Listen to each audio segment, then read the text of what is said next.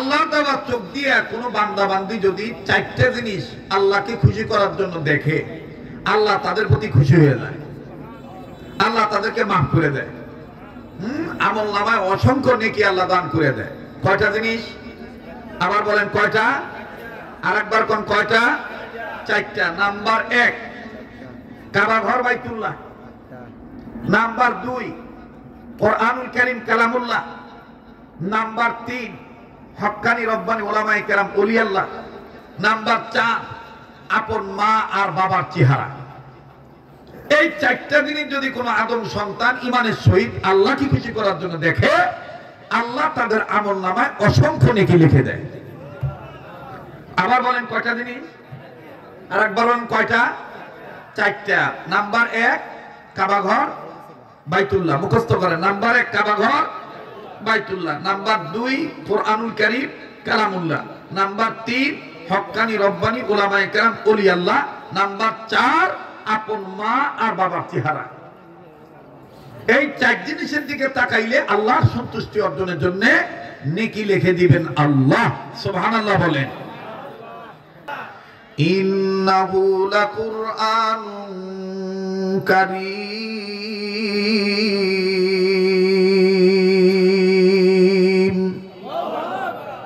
I বেনাদার হিফজ কুরআন গুশদার জাগে শাদি নিস্তে দুনিয়া হুশদার আই বেনাদার হিফজ কুরআন গুশদার জাগে শাদি নিস্তে দুনিয়া হুশদার খানদানে কুরআন বুয়াদ যিকরে লিসান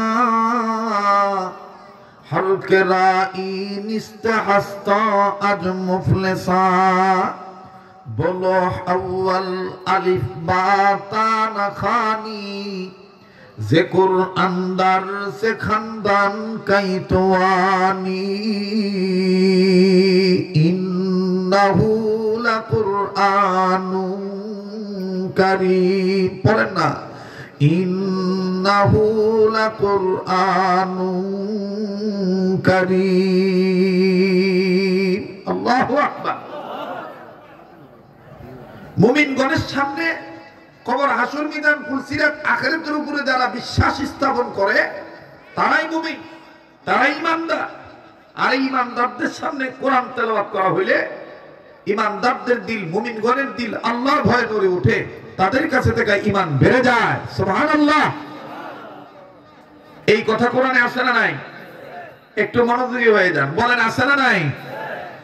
ইন্নামাল মুমিনুনা আল্লাযীনা ইযা যুকিরাল্লাহু ওয়াজিলাত কুলুবুহুম ওয়া ইযা তুলিয়াত আলাইহিম আয়াতু যাদাতহুম ঈমানাও ওয়া আলা রাব্বিহিম ইয়াতাওয়াক্কালুন। আল্লাহ বলেন, ওগো নবী, মুমিনগণের সামনে যখন কোরআন তেলাওয়াত করা হয়, মুমিনগণের দিল আমি আল্লাহর ভয় নড়ে ওঠে, তাদের কাছে থেকে ঈমান বেড়ে যায়। কেননা এই মুমিনেরা সর্বাবস্থা আমি রবের উপর তাওয়াক্কুল, আমি রবের উপর আস্থা রাখে। সুবহানাল্লাহ। আমরা সকল ক্ষেত্রে ভরসা করি কার উপরে? আমাদের ভরসা কার উপরে? তা আল্লাহ, যার আল্লাহর উপরে যাদের ভরসা, তারা চিন্তা করে যে আমার জন্য আমার আল্লাহই যথেষ্ট। وَمَن يَتَوَكَّلْ عَلَى اللَّهِ فَهُوَ حَسْبُهُ। বলেন না, وَمَن يَتَوَكَّلْ عَلَى اللَّهِ فَهُوَ حَسْبُهُ। সর্বাধিকভাবে যারা আল্লাহর উপর তাওয়াক্কুল করে তাদের জন্য আল্লাহই যথেষ্ট। আল্লাহ শুধু যথেষ্টই না, আল্লাহ আমার আপনার জন্য বন্ধু, আল্লাহ আমার আপনার জন্য অভিভাবক। ওয়াকাফা বিল্লাহি ওয়াকিলা। পড়েন, ওয়াকাফা বিল্লাহি ওয়াকিলা। আল্লাহ আরেক জায়গায় বলেন, ওয়াকাফা বিল্লাহি ওয়ালিয়্যান ওয়ালা নাসীরা। আল্লাহু আকবার। আমার রব ছাড়া, আমার মালিক ছাড়া আমার কোনো বন্ধুও নাই, আমাকে কেউ সাহায্যকারীও নাই। আমার সাহায্যকারী কে? আমিনুল ইসলাম মাহবুব সাহেব আপনাদেরকে কয়েকটা আয়াত ধারাবাহিকভাবে শুনাইছিলেন। আমি রুমে বসে আলেমদের সাথে বা তরুণ প্রবীণ, অরুণ তরুণ, নবীন প্রবীণ অনেকের সাথেই কথা বলতেছিলাম, কিন্তু আমার জেহেনটা ছিল বয়ানের দিকে, যে কি বয়ান করতেছে। উনি আপনাদেরকে ধারাবাহিকভাবে কয়েকটা আয়াত সূরাতুল ফাতিহা আপনাদেরকে শুনাইছিলেন। ওই আয়াতগুলির মধ্যে এই আয়াতটাও ছিল, ইবাদত করি আল্লাহর, সাহায্য চাই। ইয়্যাকা না'বুদু ওয়া ইয়্যাকা নাস্তাঈন। পড়েন, ইয়্যাকা না'বুদু ওয়া ইয়্যাকা। মনে হচ্ছে না এটা কোরআনের দর্শ? বলেন না, মনে হচ্ছে না? আমি কি মুখস্থ ওয়াজ করতেছি নাকি? যে হুন্না এনো বইছি কতক্ষণ বাদে আমার চালান শেষ হয়ে যাবো গা, এরকম তো না। আল্লাহ যদি তৌফিক দেয় যেখানে যে বাও সেভাবেই নাও বাও, তাহলে দেখবেন ফেতনা ছড়াইবো না, সাহায্য আসবে কার? আল্লাহ। তো আবার বলেন, ইয়্যাকা না'বুদু ওয়া ইয়্যাকা নাস্তাঈন। বলেন না, ইয়্যাকা না'বুদু ওয়া ইয়্যাকা। এই কথাগুলি যদি আওয়াজ করে বলতে পারেন, কোরআনের আওয়াজ, কোরআনের গুনগুনানিতে, নেক আওয়াজের বরকতে বংশের মায় মুরব্বীদের কবর আযাব আল্লাহ মাফ করে দিবে। ইয়্যাকা না'বুদু ওয়া ইয়্যাকা নাস্তাঈন। আবার ইয়্যাকা না'বুদু ওয়া ইয়্যাকা। গোলামি করি কার? সাহায্য চাই কার? আর পৃথিবীর সব মানুষকে গোলামি করার জন্য বানাইছেন কে? ইয়া আইয়ুহান নাস উবুদু রাব্বাকুমুল্লাযী খালাকাকুম ওয়াল্লাযীনা মিন ক্বাবলিকুম লাআল্লাকুম তাত্তাকুন। आइश अशरत के लिए इंसान ही याद रख तो बंदा है मेहमान ही। आइश अशरत के लिए इंसान ही याद रख तो बंदा है मेहमान ही।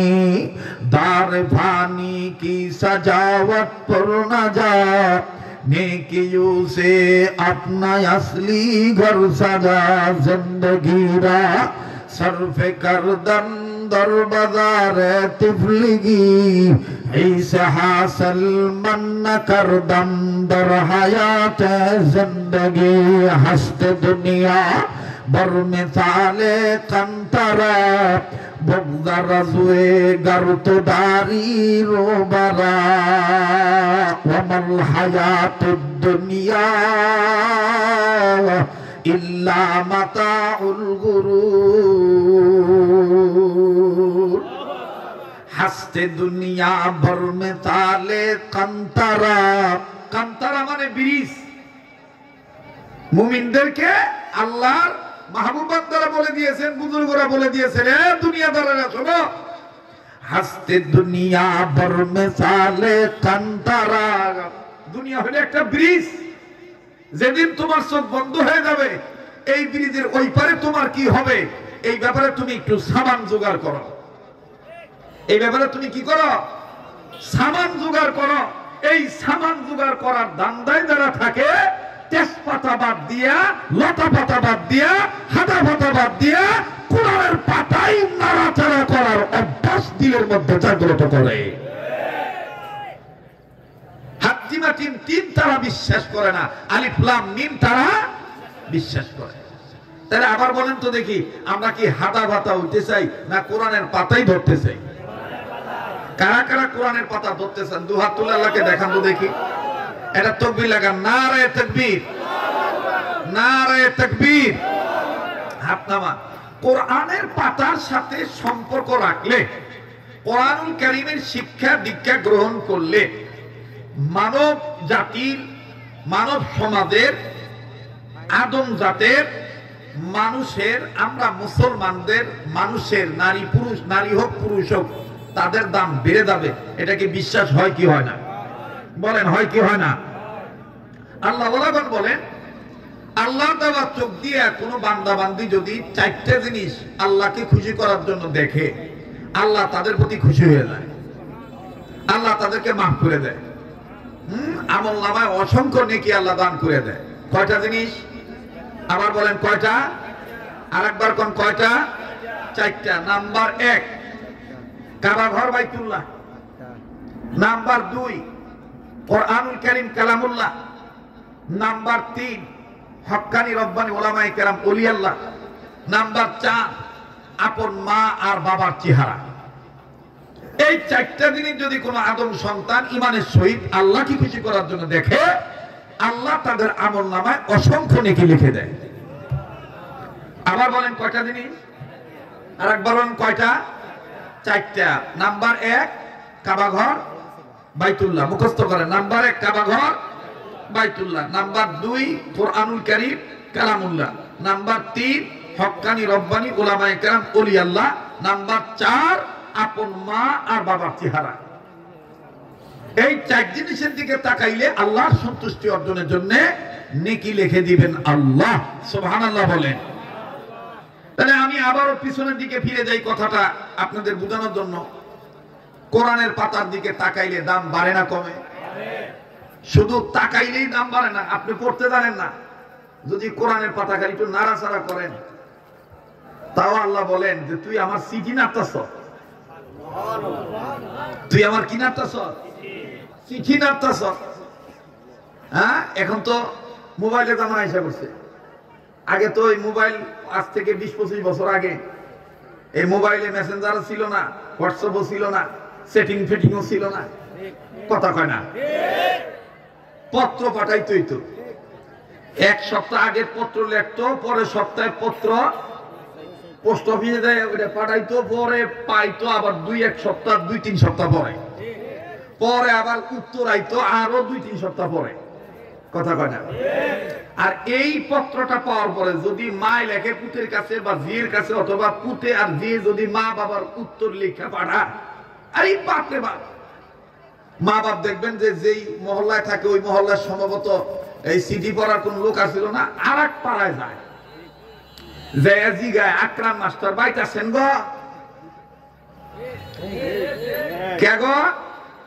আমার পুতে একটা চিঠি পাঠাইছে, উত্তর পাঠাইছে, এটা একটু তুমি পড়বো, আমি একটু শুনবো। এই পত্র খোলার পরে খালি লেখছে, পত্রের প্রথমেই আমার সালাম গ্রহণ করিবা প্রিয় মা আর বাবা, আসসালামু আলাইকুম। এই খালি এই কথাটা কইছে, মাস্টার কইতেছে, এদিক দিয়ে মা আর বাপ চোখের পানি ছেড়ে কাঁদতেছে। ও বাবা থাক বাবা, আর কম লাগবো না।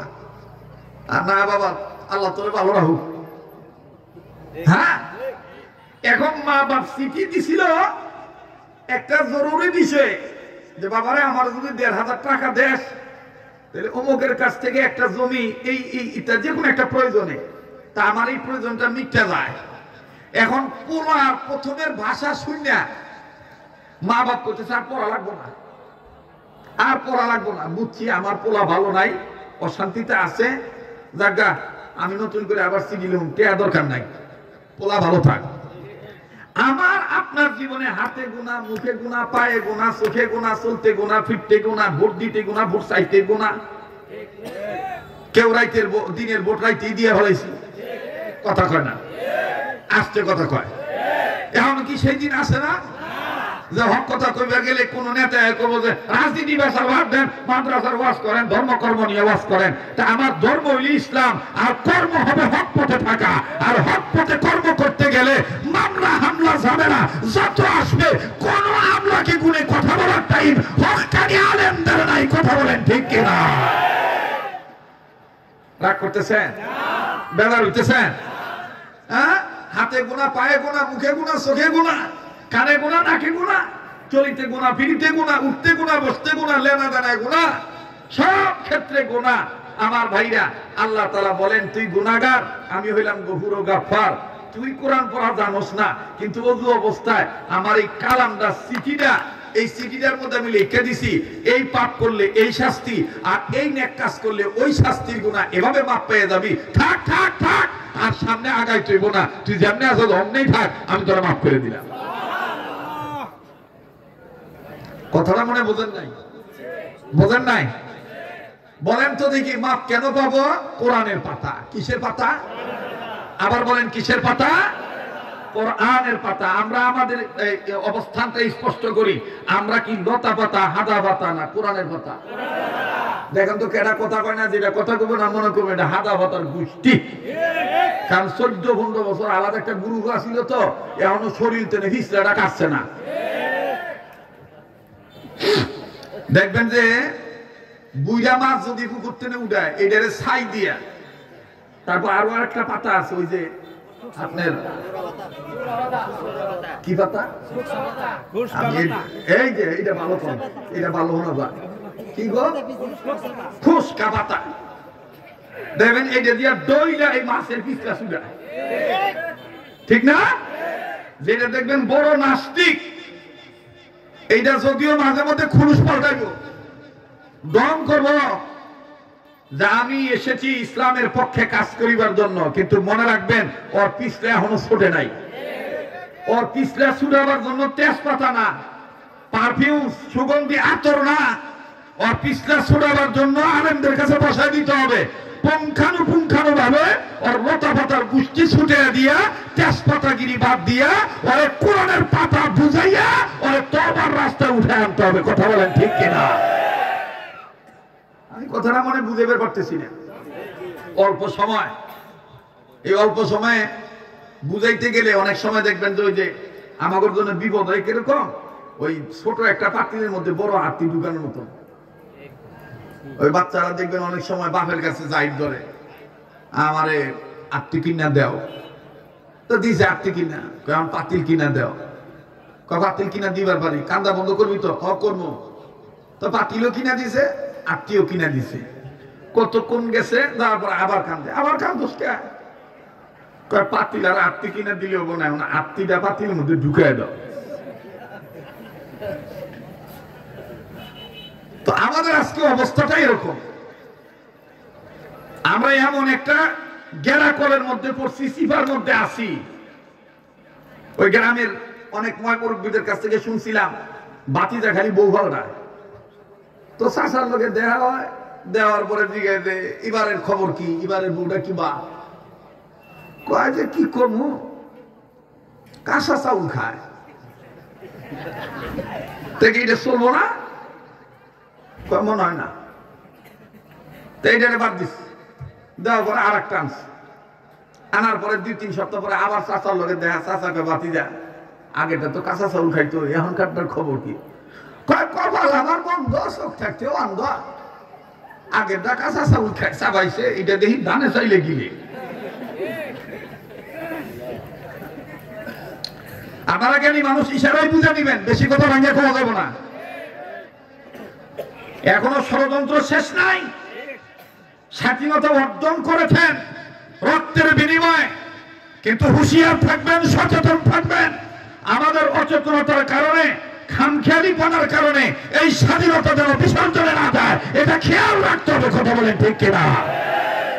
এটা খেয়াল